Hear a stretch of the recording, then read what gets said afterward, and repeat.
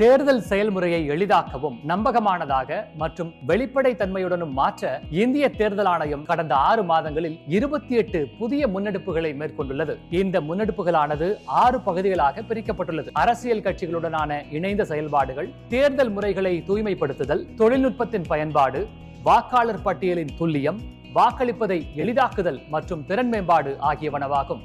இந்த பகுதியில் சிறப்பு வாக்காளர் பட்டியல் திருத்த பணி பற்றி பேசுவோம். சமீபத்தில் முடிவடைந்த 4 மாநிலங்களின் இடைத்தேர்தல்களில் ஏறக்குறைய 20 ஆண்டுகளுக்கு பிறகு முதன்முறையாக இடைத்தேர்தலுக்கு முன்னதாக வாக்காளர் பட்டியல் திருத்தங்கள் மேற்கொள்ளப்பட்டது.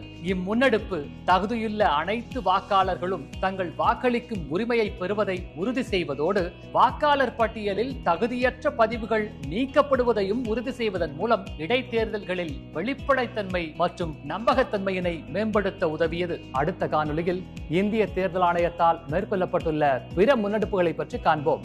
இதுபோன்ற இந்திய தேர்தல் ஆணையம் தொடர்பான மேலும் புதிய தகவல்களுக்கு எங்களது அனைத்து சமூக ஊடக தளங்களை பின்தொடரவும் மற்றும் சப்ஸ்கிரைப் செய்யவும்.